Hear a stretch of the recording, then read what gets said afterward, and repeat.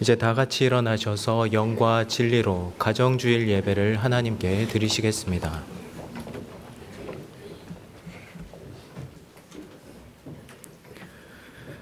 여호와를 경외하며 그의 길을 걷는 자마다 복이 있도다. 네가 네 손이 수고한 대로 먹을 것이라. 네가 복되고 형통하리로다. 네 집 안방에 있는 네 아내는 결실한 포도나무 같으며 네 식탁에 둘러앉은 자식들은 어린 감람나무 같으리로다. 여호와를 경외하는 자는 이같이 복을 얻으리로다. 아멘. 할렐루야. 성소에서 주를 찬양하여라.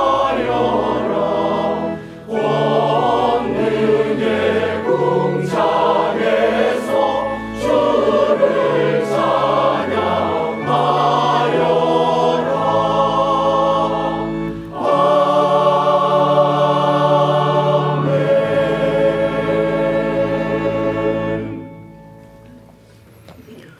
하나님 아버지, 부활의 산 소망이 되신 우리 주님의 은혜를 기억하며 일주일을 보내게 하시고 복된 주일을 맞아 하나님의 보좌 앞으로 나오게 해주셔서 감사합니다.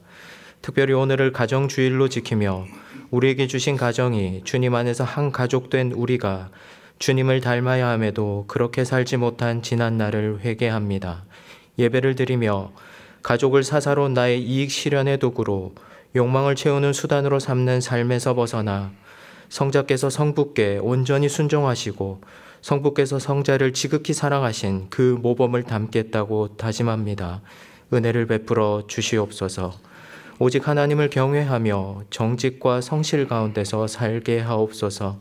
일상 속에서 베풀어 주시는 작고 소중한 것들에 감사하며 하나님의 말씀 위에 나를 세우고 가정을 세우고 우리 모두를 세우게 하옵소서.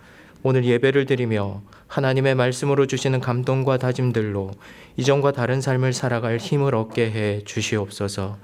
우리를 구원하신 주 예수님의 이름으로 기도드리며 이제 우리 모두 주님께서 가르쳐 주신 기도를 감히 주님의 이름으로 담대히 드리오니.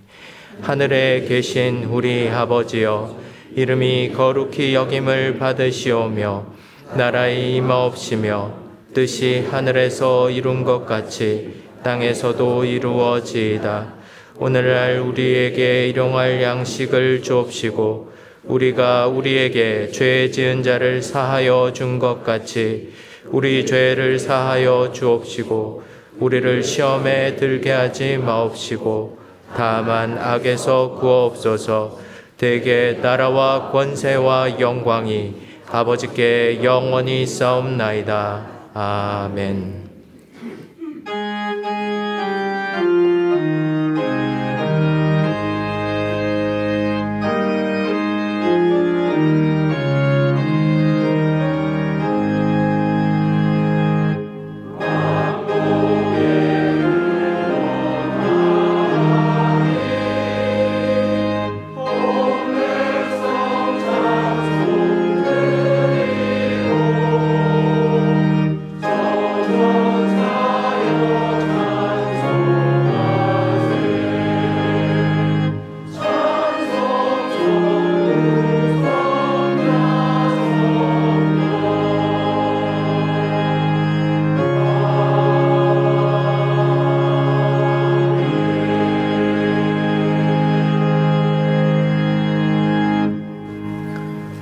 교독문 95번을 함께 교독하시겠습니다. 교독문 95번입니다.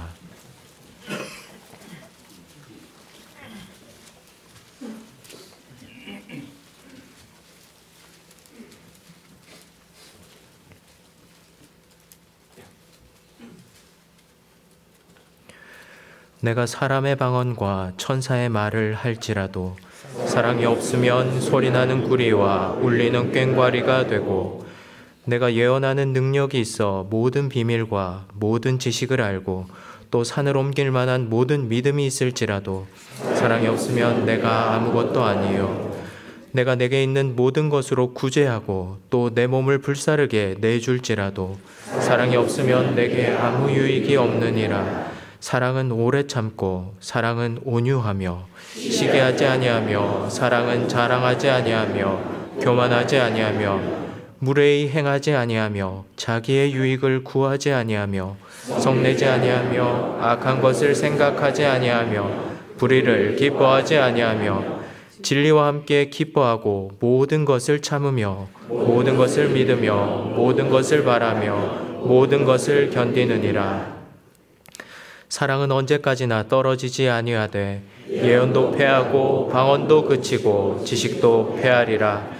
그런즉 믿음, 소망, 사랑 이 세 가지는 항상 있을 것인데 그 중에 제일은 사랑이라. 아멘. 전능하사 천지를 만드신 하나님 아버지를 내가 믿사오며 그 외아들 우리 주 예수 그리스도를 믿사오니 이는 성령으로 잉태하사 동정녀 마리아에게 나시고 본디오 빌라도에게 고난을 받으사 십자가에 못 박혀 죽으시고 장사한 지 사흘 만에 죽은 자 가운데서 다시 살아나시며 하늘에 오르사 전능하신 하나님 우편에 앉아 계시다가 저리로서 산 자와 죽은 자를 심판하러 오시리라. 성령을 믿사오며 거룩한 공예와 성도가 살아오 교통하는 것과 죄를 사하여 주시는 것과 몸이 다시 사는 것과 영원히 사는 것을 믿사옵나이다. 아멘.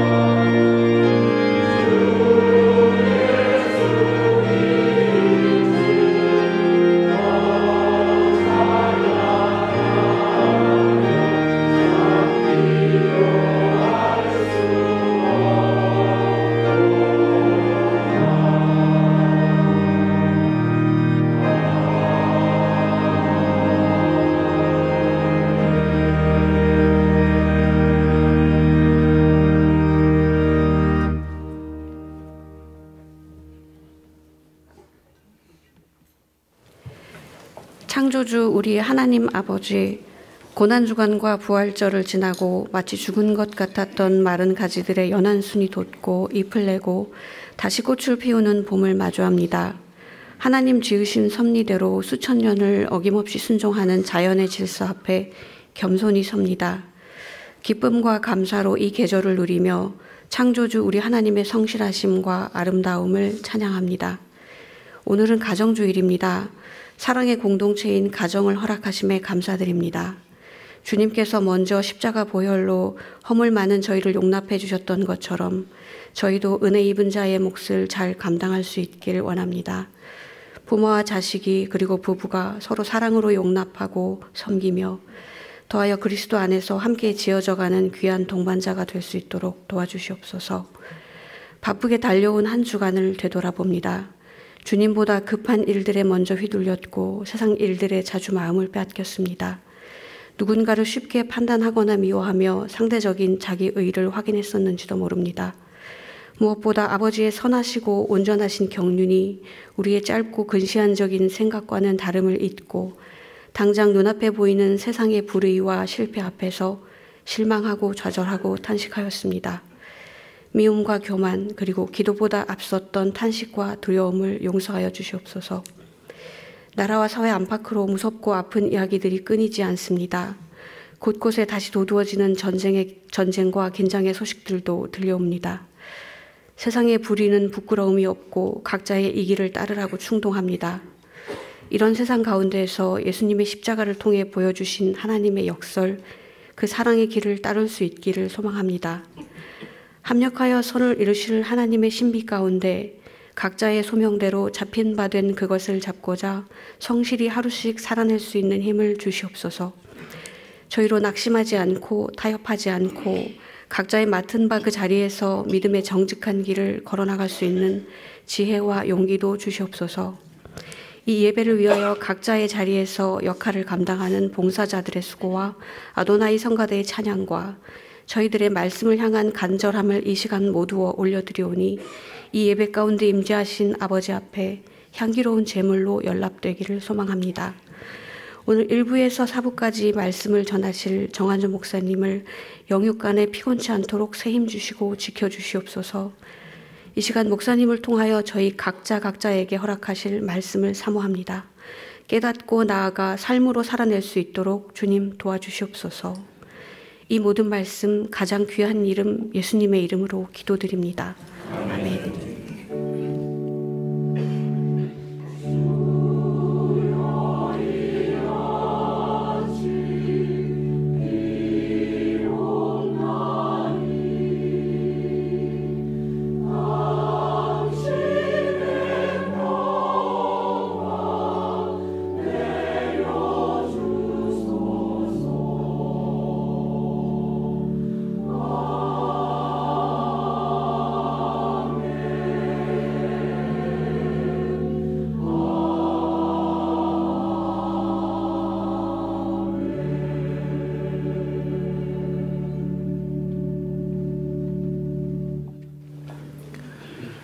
교회 소식을 알려드리겠습니다. 오늘은 가정주일입니다. 교우님의 가정에 주님의 은총과 평화가 넘쳐나기를 기원합니다.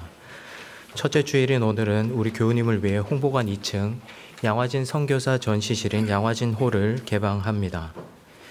2024년 결산 보고서가 지난 주일 공동의회 투표에서 대상 인원 8,638분 중 4,336분이 투표에 참여하여 찬성 4,319표, 반대 47표로 승인되었습니다. 상임위원회가 이번 주 목요일 오후 7시 30분에 선교기념관 한경직홀에서 열립니다.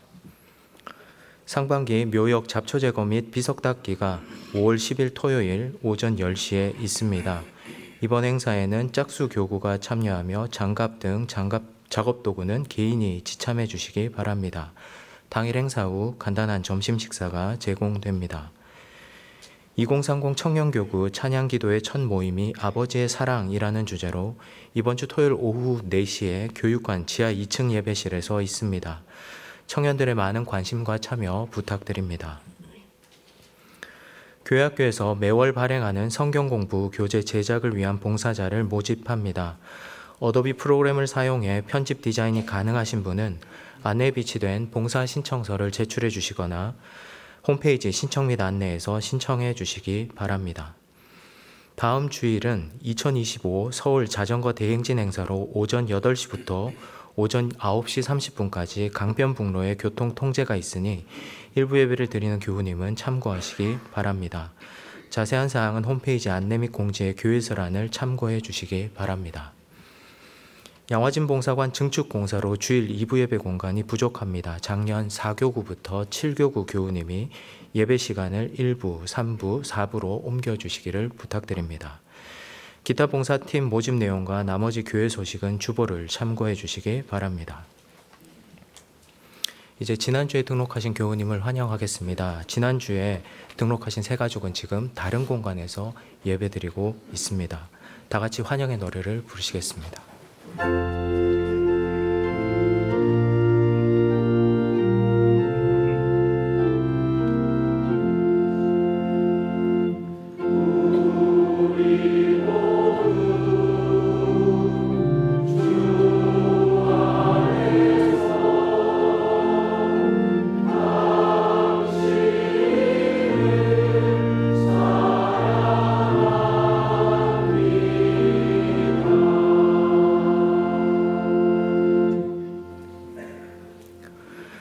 하나님 아버지, 새 가족을 보내어 주셔서 함께 예배드리게 해주셔서 감사합니다. 새 가족과 우리 모두가 어떤 경우에도 모든 왜곡과 모순을 돌파해 나가시는 하나님의 경륜을 믿으며 우리를 향한 하나님의 뜻을 이루는 삶을 살아가게 해 주시옵소서. 절대로 하나가 될 수 없을 것 같았던 유대인과 헬라인을 예수 그리스도 안에서 이미 하나로 만드신 것을 기억합니다. 그러니 우리 또한 하나님의 경륜을 이루어가는 섭리의 통로로 살게 하시되 우리가 가는 곳마다 어두움이 사라지고 반목이 해소되는 역사가 있게 하옵소서. 생명을 살리고 주님을 바라보게 만드는 작은 기적들이 우리의 삶 가운데서 풍성하게 하옵소서. 오직 하나님의 말씀만이 죄인인 우리 모두를 변화시킬 수 있음을 믿으며 말씀을 따라 행하는 우리 모두가 되게 해 주시옵소서. 새 가족들이 우리 교회에서 풍성한 성도의 교제를 누리게 하셔서 함께 그리스도의 몸을 세워가는 기쁨 충만한 날들이 이어지게 하옵소서. 예수님의 이름으로 기도드립니다. 아멘. 박수로 환영하겠습니다. 이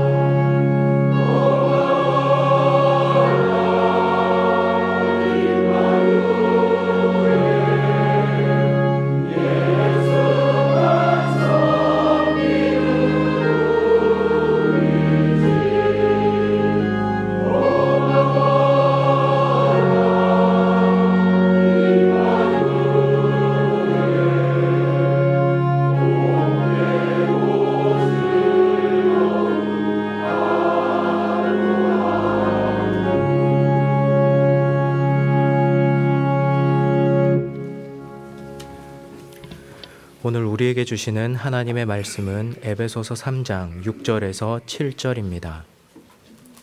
신약 성경 312쪽입니다. 에베소서 3장 6절에서 7절입니다. 제가 봉독하겠습니다.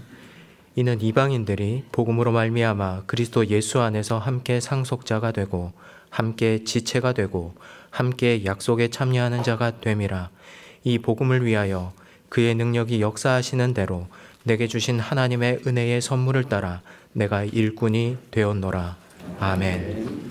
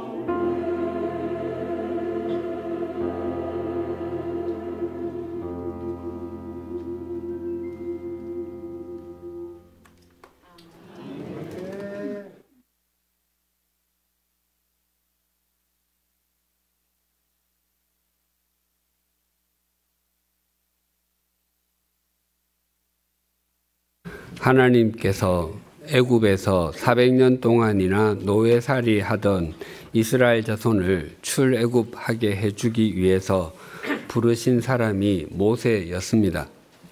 하지만 그때 모세는 미디안 광야에서 장인의 양을 치며 살던 80세의 노인이었습니다. 우리 생각에는 하나님께서 모세를 이스라엘 자손을 출애굽하게 하는 통로로 부르시려면 40년 전 그가 애굽의 왕궁에서 바로 왕의 공주의 아들로 살 때이어야 할 것 같습니다. 그때 모세에게는 젊음도 있었고 권력도 있었습니다. 그러나 하나님의 생각과 하나님의 길은 사람의 생각과 사람의 길과는 완전히 달랐습니다. 모세는 하나님의 부르심이 전혀 이해가 되지 않았고 도저히 용납이 되지 않았습니다. 자신은 80세의 노인일 뿐만 아니라 가진 것도 없는 장인의 양이나 치는 존재일 뿐이고 게다가 이스라엘 자손을 출애굽하게 하려면 초강대국의 절대 권력을 가진 바로왕을 상대해야 하는데 그것은 계란으로 바위를 치는 것보다도 더 어이가 없는 일이었기 때문입니다. 그래서 모세는 내가 누구이기에 라고 반문했습니다. 그것은 하나님 사람 잘못 보신 것 아닙니까? 하나님 저와 이름은 같지만 다른 모세를 부르셔야 하는데 번지수를 잘못 찾으신 것은 아니십니까의 의미입니다.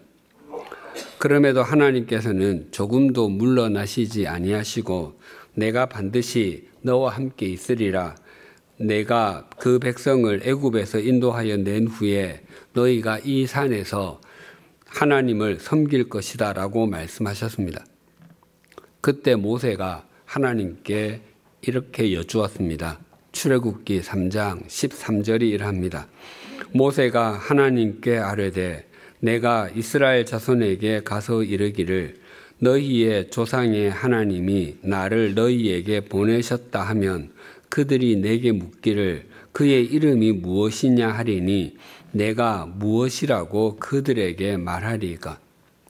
이스라엘 자손은 이미 애굽에서 400년 동안이나 노예살이를 하고 있었기에 하나님을 거의 잊고 있었습니다. 그래서 모세가 이스라엘 자손을 찾아갔을 때 너를 보내신 분이 누구냐라고 물으면 마땅히 답변할 말이 있어야 하는데 답변할 말이 없었고 자신도 자신에게 이렇게 엄청난 명령을 내리시는 분이 누구신지 궁금했던 것입니다. 출애굽기 3장 14절입니다. 하나님이 모세에게 이르시되 나는 스스로 있는 자이니라. 또 이르시되 너는 이스라엘 자손에게 이같이 이르기를 스스로 있는 자가 나를 너희에게 보내셨다 하라. 하나님께서는 당신을 나는 스스로 있는 자라고 밝히셨습니다. 이것을 문자 그대로 번역하면 나는 나다입니다. 하나님은 피조물이 아니라 창조주이시기에 하나님을 일컫는 말 중에 스스로 있는 자, 즉 자존자라는 말보다 더 적확한 표현은 있을 수가 없습니다. 하나님은 자존자이시기에 전지전능하신 분이시고 무소부재하신 분이십니다. 이어서 하나님께서는 당신 자신이 누구신지 또 이렇게 말씀하셨습니다. 출애굽기 3장 15절입니다. 하나님이 또 모세에게 이르시되 너는 이스라엘 자손에게 이같이 이르기를 너희 조상의 하나님 여호와 곧 아브라함의 하나님 이삭의 하나님 야곱의 하나님께서 나를 너희에게 보내셨다 하라. 이는 나의 영원한 이름이요 대대로 기억할 나의 칭호니라. 하나님께서는 당신의 이름을 너희 조상의 하나님 여호와 곧 아브라함의 하나님 이삭의 하나님 야곱의 하나님이라고도 말씀하셨습니다. 하나님은 온 우주를 통치하시는 분이시고 세상에서 일어나는 일에 역사하시는 분이십니다. 뿐만 아니라 한 가문, 한 가정 속에서도 섭리하시는 분이십니다. 아브라함, 이삭, 야곱은 할아버지, 아버지, 손자 3대를 가리킵니다. 하나님께서는 한 가문을 통해서 역사하시고 그 가문을 통해서 세상을 바꾸어 가시는 분이심을 잘 보여줍니다. 그래서 조상의 하나님 여호와 곧 아브라함의 하나님, 이삭의 하나님, 야곱의 하나님은 야곱의 입장에서는 내 조상의 하나님, 곧 내 조부모의 하나님, 내 부모의 하나님, 나의 하나님이 되고 아브라함의 입장에서는 나의 하나님, 내 자녀의 하나님, 내 손자녀의 하나님, 곧 내 후손의 하나님이 되는 셈입니다. 하나님께서는 모세에게 이스라엘 자손의 출애굽이라는 엄청난 사건을 명하시면서 왜 당신의 이름을 이렇게 말씀하시는 것이겠습니까? 나는 스스로 있는 자다.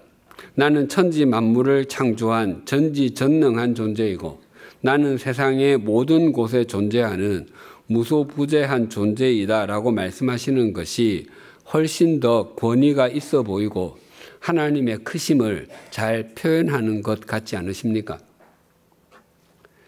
그럼에도 하나님께서는 너희 조상의 하나님, 곧 아브라함의 하나님, 이삭의 하나님, 야곱의 하나님을 당신의 영원한 이름이라고 하셨고 이스라엘이 대대로 기억해야 할 당신의 이름이라고 하셨습니다. 즉 하나님께서는 온 우주와 세상 속에서 일어나는 거대하게 보이는 일도 주관하시는 분이시고 작아 보이는 한 가문, 한 가정을 통해서도 역사하시는 분이심을 또렷하게 말씀하시는 것입니다. 그래서 가정의 의미와 중요성은 아무리 강조해도 지나침이 없습니다. 천지 만물을 창조하신 하나님께서 처음으로 만든 기관이 아담과 하와의 가정이었습니다. 한 사회와 국가의 기본 단위가 가정이기에 한 사회와 국가의 건강도는 가정의 건강도와 정비례합니다. 우리는 내장으로 구성된 룻기에 대해서 잘 알고 있습니다. 빵집이라는 이름을 가진 베들레헴에 흉년이 들었을 때 그때를 배경으로 한 가정의 이야기입니다. 그 흉년을 모르지 아니하시는 하나님께서 그 가정을 회복시켜 주시고 언약을 이어가시는 이야기입니다. 그 가정의 이야기가 바로 우리 가정의 이야기이기도 하고 또 하나님께서 한 가정을 통해서 세상을 새롭게 하시는 이야기이기도 합니다. 룻기의 내용은 사사시대를 배경으로 합니다. 그 시대에는 이스라엘에 왕이 없으므로 사람이 자기 소견에 옳은 대로 행하던 때, 즉 이스라엘 전체를 통치하는 지도자도 없고 하나님의 말씀은 완전히 무시되었으며 눈에 보이기에 좋은 것만 따르던 때입니다. 베들레헴에 극심한 흉년이 들자 그 땅에 살던 한 가장이 아내 나오미와 두 아들과 함께 이스라엘에서 바로 인접한 모압으로 잠시 이주했습니다. 이 극심한 흉년만 지나면 다시 고향으로 돌아오자고 했던 것으로 보입니다. 그런데 얼마의 세월이 지났는지 알 수 없지만 가장이 세상을 떠나고 말았습니다. 남편의 죽음이자 아버지의 죽음은 그 가족들의 계획에는 전혀 없었던 일이었을 것입니다. 단기 거주 목적으로 해외에 나왔던 가장이 해외에서 새로운 일을 얻게 되어 장기로 살아야 되겠다고 생각하며 미래의 청사진을 그리다가 밤중에 가장이 심장마비로 갑자기 세상을 떠나게 되자 채 일주일도 지나지 않는 기간에 장례식도 치르고 온 가족이 모든 것을 정리하고 귀국하는 것을 본 일이 있습니다.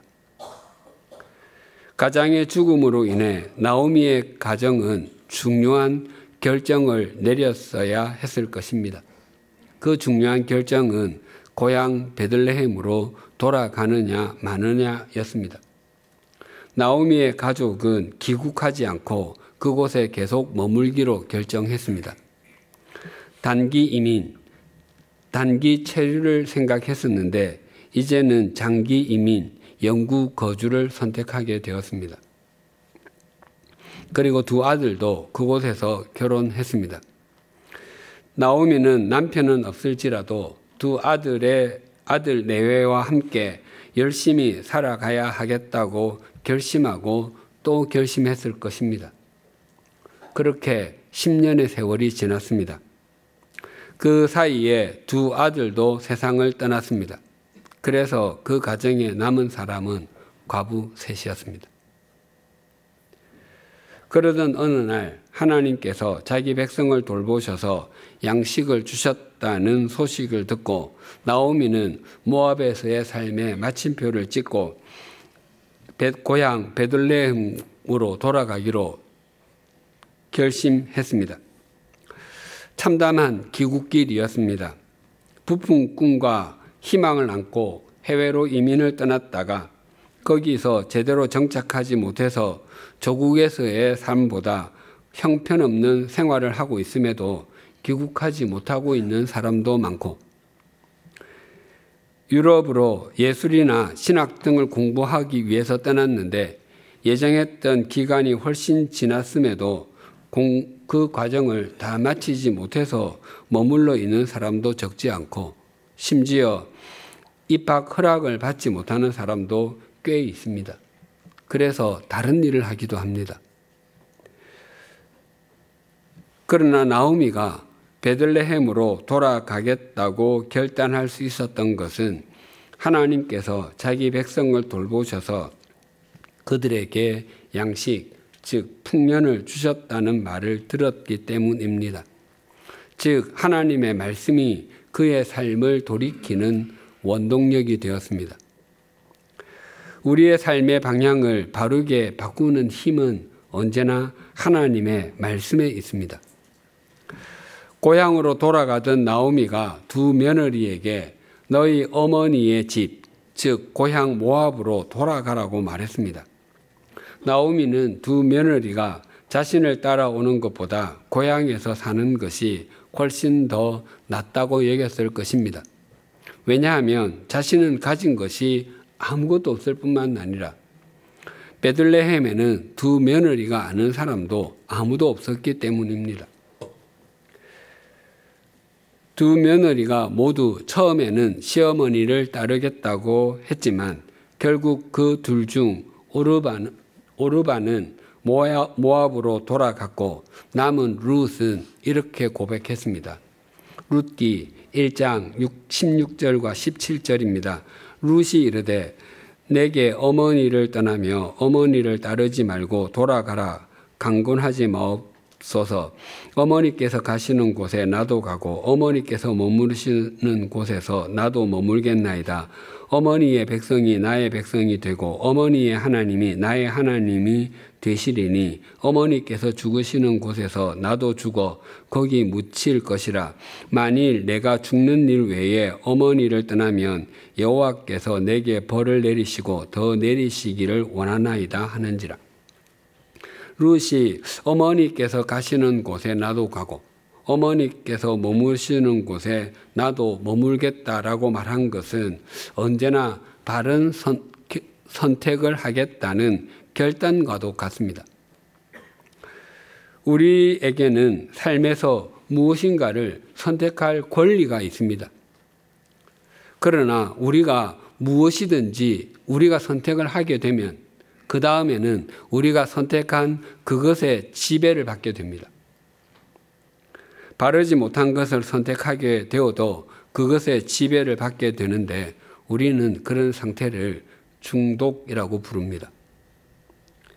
우리의 인생에 있는 엑셀러레이터와 브레이크를 바르게 사용해야 하는데 만약 그것을 반대로 사용하게 되면 중독에 빠지기 쉽고 인생은 무너지게 됩니다.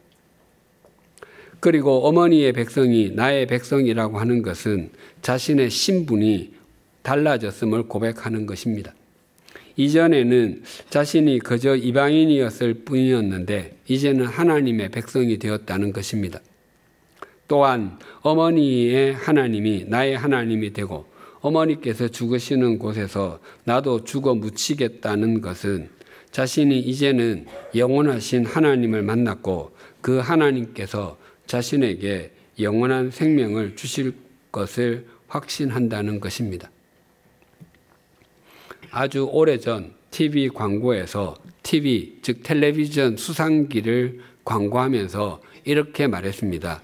순간의 선택이 10년을 좌우합니다.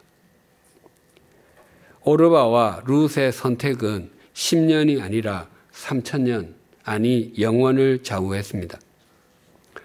하나님께서는 이스라엘 자손에게 추수할 때 닷 모퉁이에 있는 것은 추수하지 말라고 하셨고 떨어진 이삭은 줍지 말라고 하셨습니다. 또 추수하다가 혹 밭에 곡식 한 단을 두고 왔다면 그것을 다시 가지러 가지 말라고 하셨습니다. 그것은 나그네와 고아와 과부를 위한 몫이라고 하셨습니다. 룻은 한 밭에서 이삭을 줍다가 시아버지의 친족 보아스를 만났고 마침내 그와 결혼하여 아들을 낳았습니다. 룻기 4장 17절입니다. 그의 이웃 여인들이 그에게 이름을 지어주되 나오미에게 아들이 태어났다 하여 그의 이름을 오벳이라 하였는데 그는 다윗의 아버지인 이새의 아버지였더라. 나오미가 살던 마을의 여인들이 룻이 낳은 아들의 이름을 오벳이라고 지어주었습니다. 그런데 그것이 중요한 것이 아니라 그가 바로 다윗의 아버지인 이새의 아버지, 즉 다윗의 할아버지였다고 합니다. 그리고 즉 그것은 다윗을 강조하는 것입니다. 물론 룻은 다윗의 증조 할머니가 되는 것입니다. 룻기는 족보로 마무리가 됩니다. 룻기 4장 18절에서 22절입니다. 베레스의 계보는 이러하니라. 베레스는 헤스론을 낳고 헤스론은 람을 낳았고 람은 아미나답을 낳았고 아미나답은 나손을 낳았고 나손은 살몬을 낳았고 살몬은 보아스를 낳았고 보아스는 오벳을 낳았고 오벳은 이새를 낳고 이새는 다윗을 낳았더라.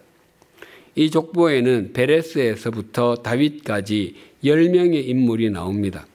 당시 왕실의 족보를 10대씩 표현했다고 합니다. 그 중에서 7대와 10대에게 특별히 존경을 표했다고 합니다. 이 족보에서 7대가 보아스이고 10대가 다윗입니다.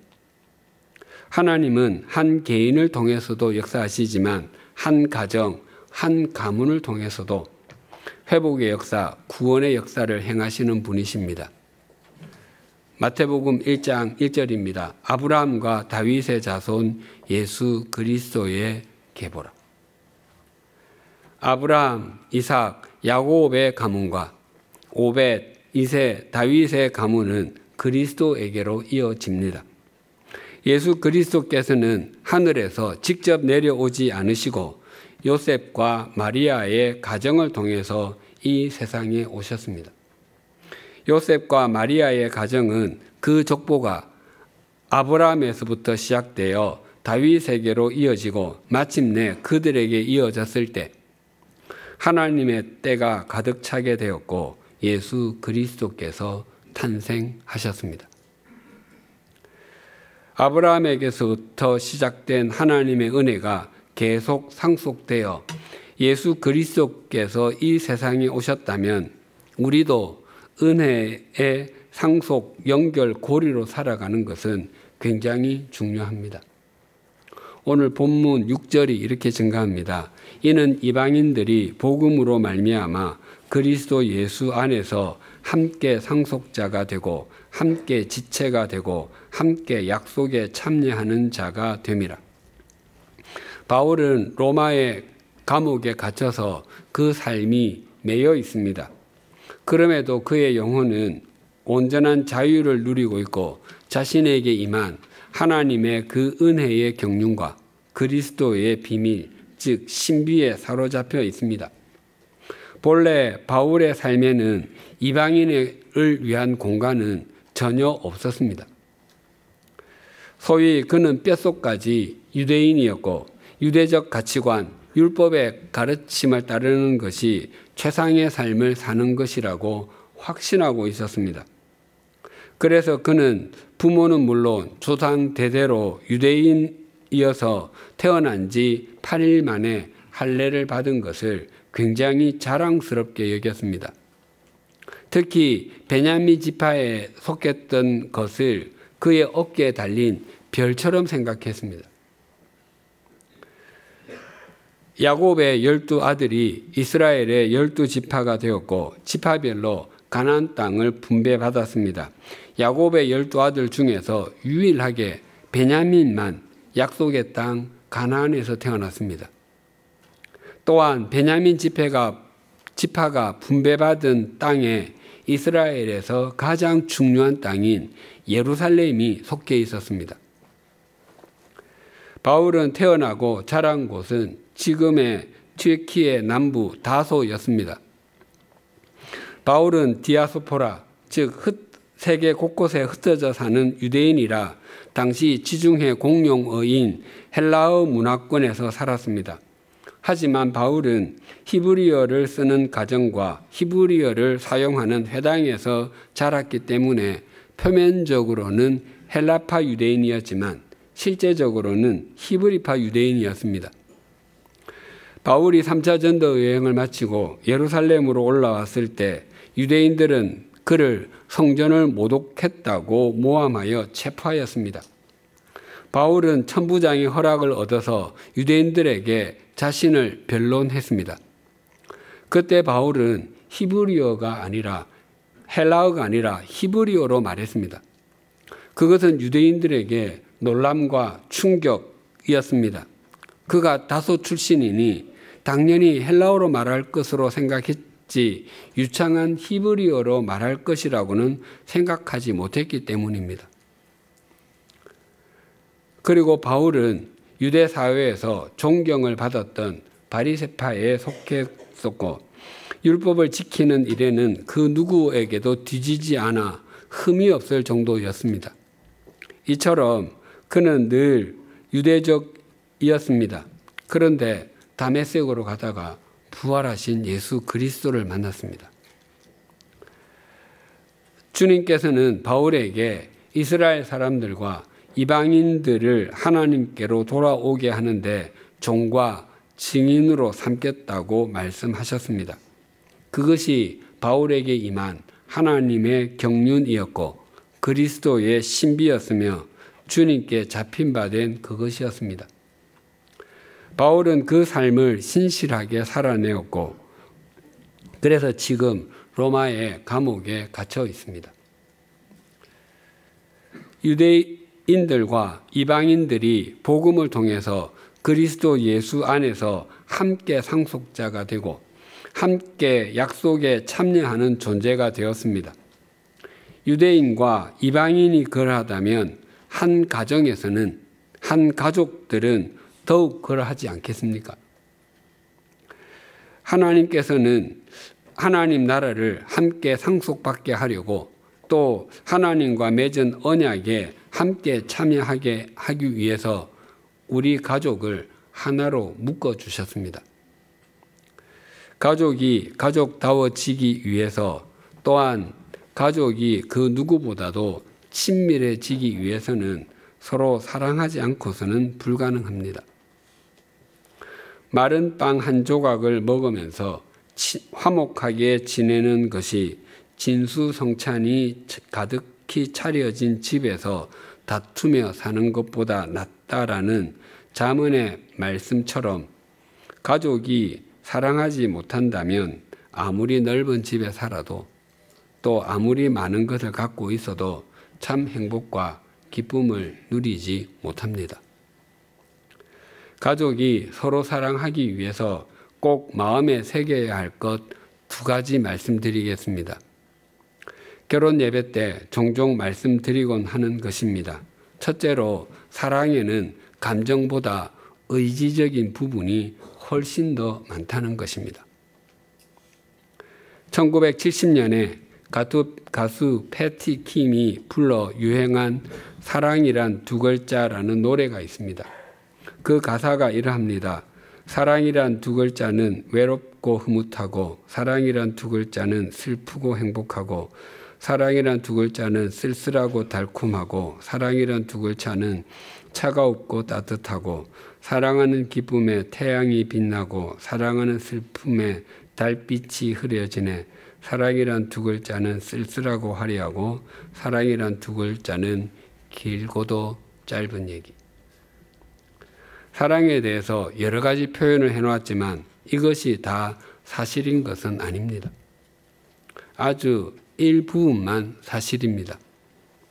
이 노래 중에서 사랑에 대해서 가장 잘 표현한 것은 마지막 부분, 사랑이란 두 글자는 짧고도 긴 얘기입니다. 좀 더 정확하게 표현하면 사랑이란 두 글자는 짧고도 긴 얘기입니다. 한 남자와 한 여자가 만나서 사랑을 하게 되면 그 사랑에 처음에는 정서적이고 감정적인 부분이 참 많습니다. 그것은 사랑이란 두 글자의 짧은 얘기에 해당합니다. 그것은 1년, 길어도 2년을 넘지 않습니다. 그 다음엔 사랑이란 두 글자의 긴 얘기, 의지가 기다리고 있습니다. 오늘날 사랑이란 두 글자의 긴 얘기, 사랑의 의지적인 부분이 많이 오염되었습니다. 그래서 사람들은 참된 사랑이 없어서 목말라 합니다. 고린도전서 13장을 사랑장이라고 합니다. 거기에서 사랑이 무엇인지 이렇게 말씀합니다. 고린도전서 13장 4절에서 7절입니다. 사랑은 오래 참고 사랑은 온유하며 시기하지 아니하며 사랑은 자랑하지 아니하며 교만하지 아니하며 무례히 행하지 아니하며 자기의 유익을 구하지 아니하며 성내지 아니하며 악한 것을 생각하지 아니하며 불의를 기뻐하지 아니하며 진리와 함께 기뻐하고 모든 것을 참으며 모든 것을 믿으며 모든 것을 바라며 모든 것을 견디느니라. 사랑은 오래 참는 것에서 시작해서 모든 것을 참고 믿고 바라고 견디는 것이라고 합니다. 사랑은 감정적이지 않고 의지적입니다. 흔히 우스갯소리로 부부는 사랑해서 결혼하지만 시간이 지나면 우정으로 살고 그 다음에는 의리로 살아준다고 합니다. 그러나 부부가 의리로 산다는 것은 진리입니다. 인생 후반부에 의리로 살아주는 관계가 아니라 부부는 처음부터 의지를 다해서 의리로 살아야 합니다. 그래야 사랑이 계속 잘 이어집니다. 부부 사이뿐만 아니라 부모와 자녀 사이에도 형제 자매 사이에도 의지를 다해야 진정으로 사랑하는 가족, 그리스도인다운 가정으로 가꾸어질 수 있습니다. 둘째로 사랑은 미안하다라는 말을 잘 하는 것입니다. 1970년에 나온 영화 러브 스토리에 나오는 대사 중에 가장 유명한 것은 아마 백혈병에 걸린 제니가 올리브에게 한 말인 사랑이란 절대 미안하다라는 말을 하지 않는 거야일 것입니다. 그러나 살아가다 보면 부부 사이에 부모와 자녀 사이에 형제 자매 사이에 미안하다라는 말을 해야 하는데 하지 못하게 되면 참 많은 갈등이 쌓인다는 것을 알게 됩니다. 또한 말을 하지 않아도 미안하다는 것을 알고 있을 것으로 생각하기도 합니다. 그러나 그렇지 않습니다. 말하지 않으면 모릅니다. 아니 말을 해도 모르는 것도 많습니다. 예전에 교구 사역으로 장례식을 집례할 때 여러 번 들은 기억이 있습니다. 매장을 하든 화장을 하든 마지막 순간에 남아있는 배우자가 동일한 말을 하는데 그것은 여보 미안해 였습니다. 사실 미안하다는 말은 부부 사이뿐만 아니라 가족들이 마지막에 해야 하는 말이 아니라 평소에 해야 하는 말입니다. 그래야 날이 갈수록 건강한 가정을 세워갈 수 있습니다.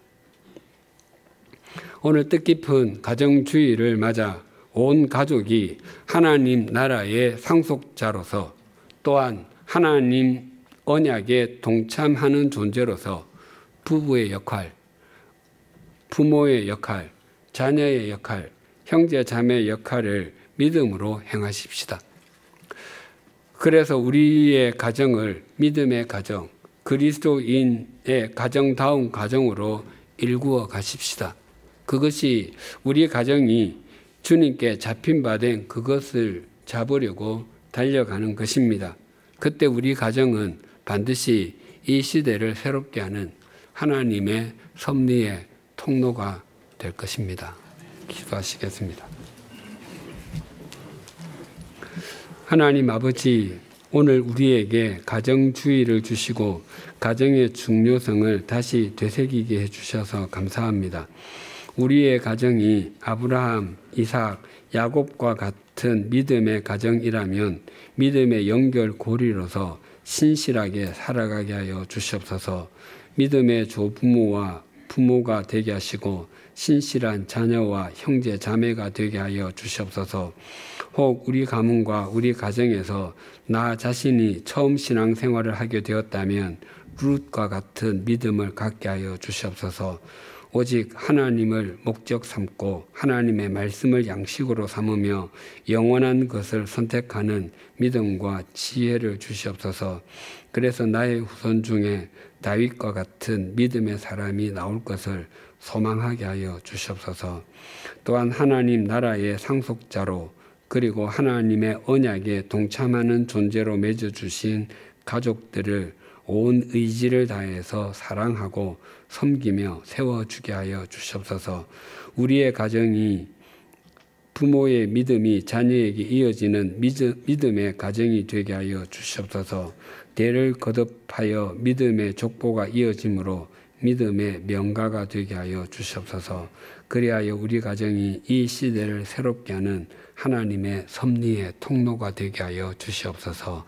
예수님의 이름으로 기도드립니다. 아멘.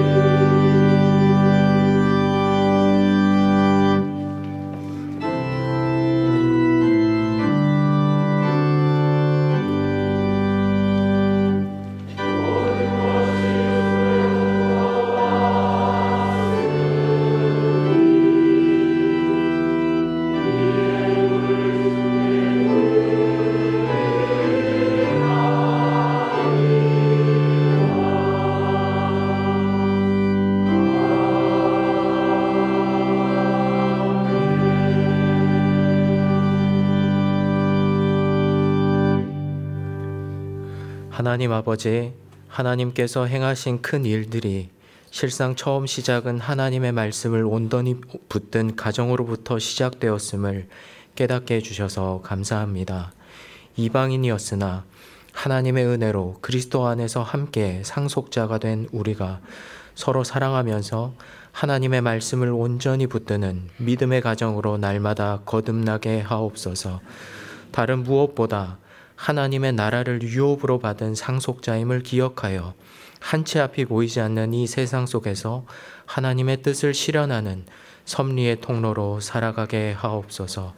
수고하여 거둔 것 일부를 주님께서 주신 것이라 고백하며 기쁘게 드립니다. 주님의 것이라 인정할 수 있는 순전함과 우리에게 필요한 것을 넉넉히 채우실 거라는 믿음을 주셔서 감사합니다. 담대하게 주신 것을 드리고 나누는 삶을 살게 해 주시옵소서. 주께 드리니 예물이 쓰이는 곳마다 주님의 사랑과 평화가 가득하게 하옵소서. 예수님의 이름으로 봉헌기도 드립니다. 아멘. 주위에 계신 분들과 인사 나누시겠습니다.